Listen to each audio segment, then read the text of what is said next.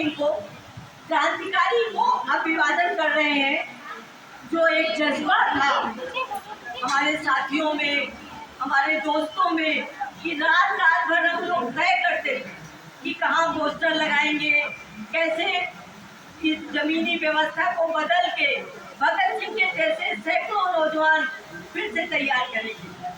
लेकिन आज उनके जन्मोत्सव के समय हम ये कह सकते हैं कि हम उसमें उतने कामयाब नहीं हुए जो सपना लेके आए थे।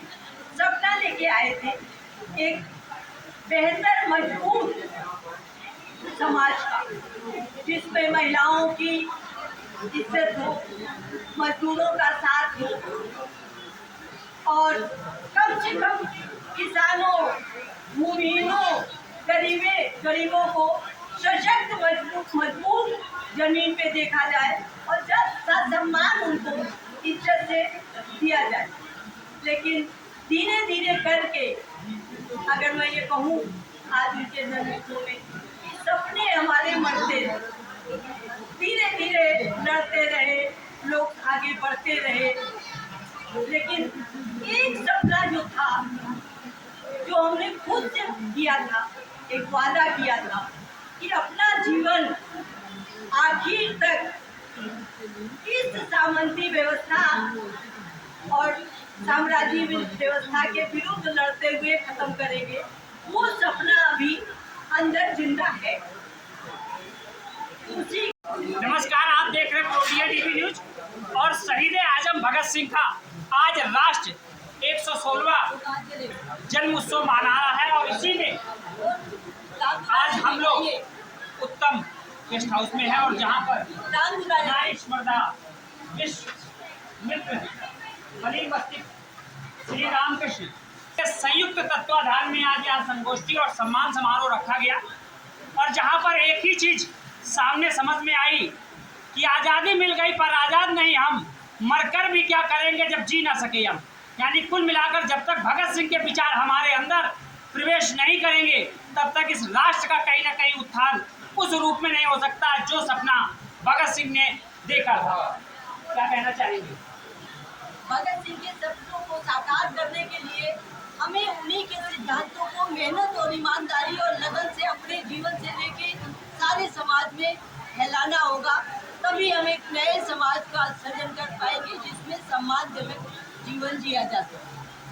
सच्ची और सम्मान समारोह रखा गया और बहुत कुछ विचारिक तौर पे मेज पर आया भी, और ये समझ में आया कि कहीं ना कहीं अगर भगत सिंह को जीवित उसी तरह से रखना है तो उनके विचारों को भी हमें लोगों और युवाओं में पहुंचाना होगा। इस गोष्ठी से ये आकर निकल गया। क्या कहना चाहेंगे? ये भगत सिंह ने 23 वर्ष की उम्र में जब अपने प्राणों को इस देश के लिए न्यौछावर किया, तो निश्चित रूप से उनका जो सपना था कि देश आजाद हो, उसमें कोई किसी का शोषण न कर सके, चाहे वो राज्य के द्वारा राज्य का शोषण हो, व्यक्ति के द्वारा व्यक्ति का शोषण हो। उनकी कल्पना अच्छे मंदिर बनाने की नहीं, अच्छा समाज बनाने की थी, क्योंकि अच्छा समाज ही एक अच्छा मंदिर साबित हो सकता।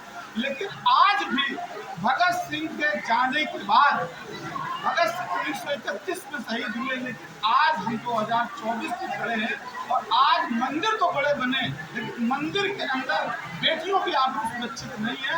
इससे ज्यादा दुख और शर्म की बात भगत सिंह के विचारों के लिए नहीं हो सकती है। मेरा तो सर आज इस कार्यक्रम के माध्यम से, भगत सिंह के जन्मोत्सव के माध्यम से देश के नौजवानों को, महिलाओं को, समाज के सामाजिक कार्यकर्ताओं को एक ही संदेश है कि अगर वास्तव में आप भगत सिंह को सच्ची श्रद्धांजलि देना चाहते हो तो निश्चित रूप से भगत सिंह के विचारों को अमली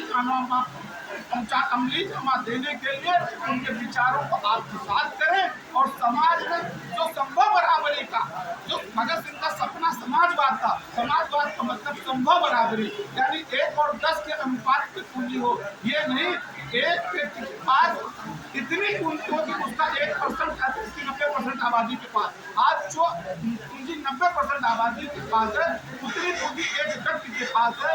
यही भगत सिंह का सपना था कि पूंजीवाद और साम्राज्यवाद समाज को, देश के मजदूर एक हो, मजदूरों का, यानी मजदूरों का राज्य हो, मजदूरों में संभव बराबरी हो, सच्चा समाजवाद कायम हो, जिससे देश में अमन चैन कायम होगा। जब बराबरी होगी तो निश्चित रूप से अमन चैन होगा, क्योंकि जब भी उतार चढ़ाव होगा, जब भी गैर बराबरी होगा तो निश्चित रूप से गैर बराबरी तभी होगी जब शोषण होगा, और शोषण होगा तो निश्चित रूप से समाज कभी भी, हम तो गोरे अंग्रेज गए जैसा भगत सिंह कह रहे थे और काले अंग्रेज आ गए, तो आज भी इतने सालों बाद देश की आजादी के बाद भगत सिंह के सपने साकार नहीं हुए, ये दुख के साथ कहना पड़ रहा है। और इसके लिए समाज का नौजवान, समाज का युवा अभी भी बदलाव की चाहत लिए हुए क्रांति की लेकर अपना रहा है, और निश्चित रूप से वैचारिक क्रांति होती रहेगी, भगत सिंह के सपने साकार होते रहेंगे।